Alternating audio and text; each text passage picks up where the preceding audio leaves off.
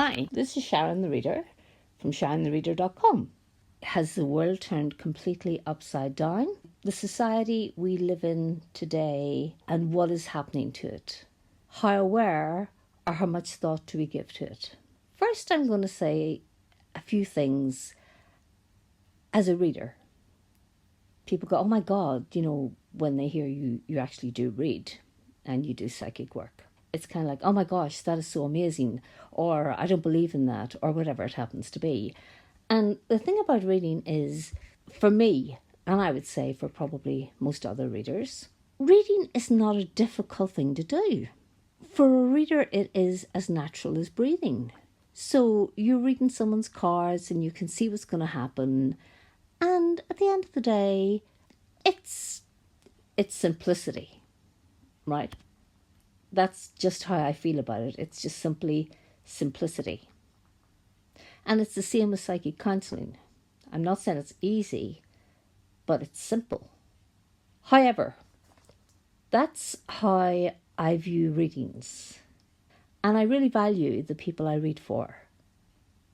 I don't just read for them and they walk away and, I have no take with them again. A reader will build up a relationship with the people they read for.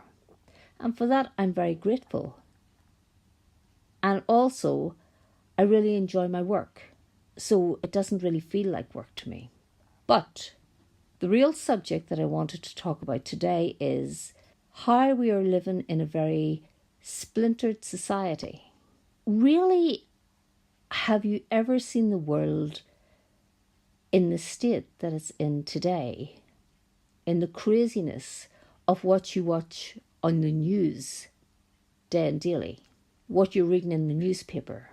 It's amazing. I'm not going to judge anyone here, but what I am going to do is I'm just going to throw out a few facts. The facts are, one, we've recently been hearing about the national health being sold off. I don't believe that is something we can allow a government to do because we are so dependent on our national health. Perhaps we don't think about it every day, but I take pride that I live in a country that has national health. Can we really afford to ever lose that?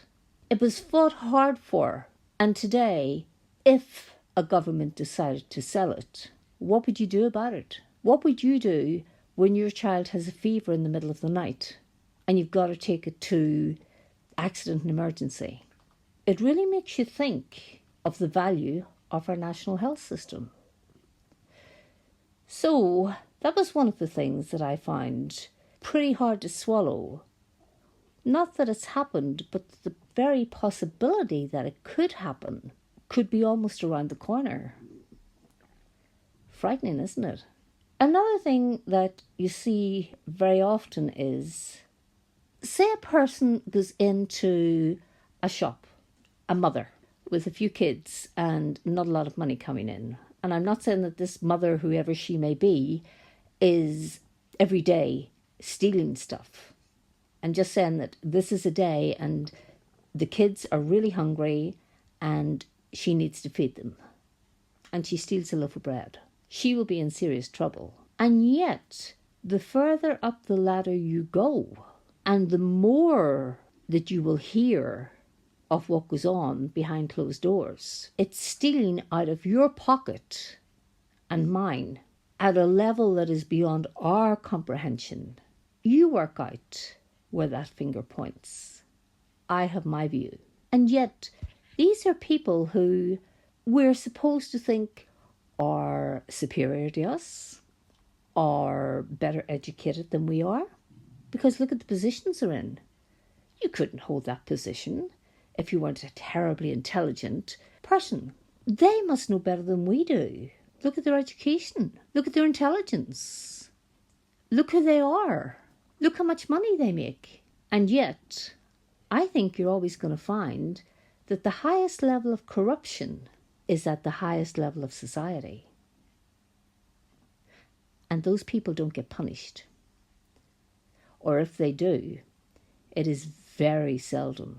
I'm just going to take one or two incidences, and some of them come from my childhood. Brought up as a Catholic, and at the age of 7, if you're a Catholic, there is a ceremony and it is called Holy Communion. The school that I went to, of course, you're taught, the catechism.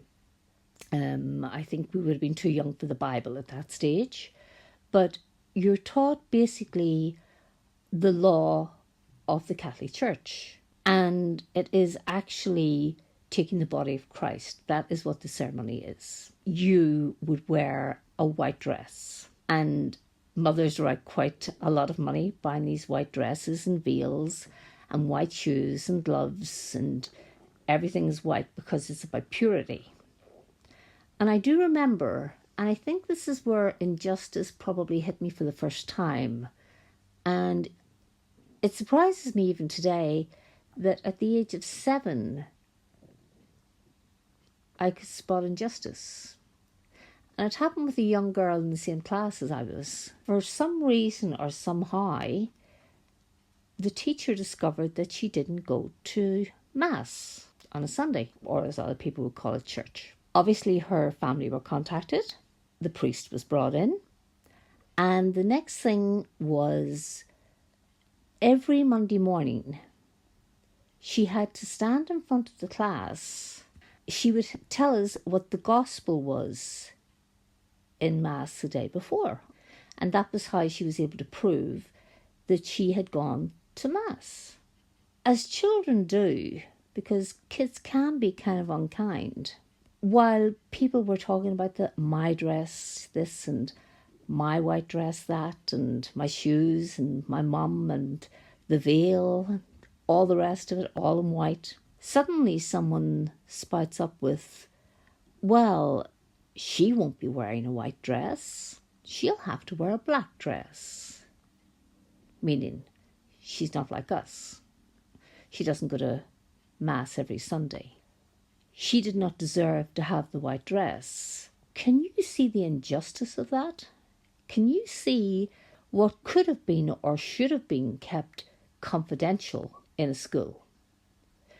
One, all they had to do was speak with the parents if they felt that she needed to go to church to receive this sacrament. And perhaps that the priest would maybe talk to the parents. There was no need for the rest of the class, the rest of the 7-year-old girls, to know anything. But instead of that, they made a spectacle out of her. They created those circumstances for people to say she should be wearing a black dress. This comes under the heading of religion. This is supposed to be spiritual, and I don't see anything spiritual there at all. I think what happened to that young girl was absolutely horrendous. I don't know the effect it had on her, but I can say honestly, from the perspective of a person who was watching it, I could see that there was mass injustice here. The other thing I will say is, when it came to grammar school, we had a priest who spent a lot of time around the gymnasium. And it was not a mixed school, it was an all-girls school. And so the girls wore leotards. There was a little bit of talk going around about this particular and he was quite a young priest. A lot of the girls started to talk about certain things and about things that were happening with this priest. I remember every morning we used to have assembly where you said your morning prayers that came from the head nun. And I remember one morning she got on the stage and she was really angry. It was always from the stage she did the assembly. We would have been standing down below. And she was really angry and she said, "It has come to my attention that some people here have been speaking in a manner that should never be spoken about a holy man." A holy man. That was the word she used. It was never to be talked about because nothing had ever happened. This was just disgusting talk between girls. Really ridiculous. this holy man was there for good, to do good. Whoever was doing the talking must stop. Well, bear in mind, I was roughly about, I think, 12. I remember when I was 30 years of age, and it came over the radio that this priest, who had been removed from our school, but it was kind of, he hadn't been removed so much as he had to move to another parish. But apparently, some girl who he had interfered with had seen him in England, and she went to the police and he was arrested. He was brought up on quite a few charges of, let's call it, sex abuse. Isn't it strange that for years, from the age of 12 to the age of 30, it was closed down when I was 12, not to be talked about again by whoever was doing the talking. And I don't even know the girls who were doing the talking because I wasn't into gymnastics. From the age of 12 until the age of 30, this man had been moving from diocese to diocese, repeating the same pattern. And he was getting away with it. People must have known. There must have been something that people could recognise. That not everybody was lying about this. But again, at that level of society, you're talking about a very hierarchy. And if you look at the people and the priests that have, the people that have brought it forward, and the priests who have actually been found guilty of molesting young girls and young boys, it had been going on for years. The Catholic Church has so much to be accountable for, it's incredible. And it's only now it's actually coming out. People have killed themselves, taking their own lives because they couldn't live with themselves for a crime that was not theirs. They were the victims. The priests walked on because they were priests. They were bishops. They were cardinals. And it went right to the top. Right to the very top. Do you see what I mean about corruption? And we look at our society today, and my, the corruption is not at the lowest level. It is not the woman who needs a loaf of bread to feed her children. That's a person who will be blamed and will be called a thief. But when you look at the higher level of society, the higher it goes, the more corruption there is. And while we walk around our daily lives, we don't think about it.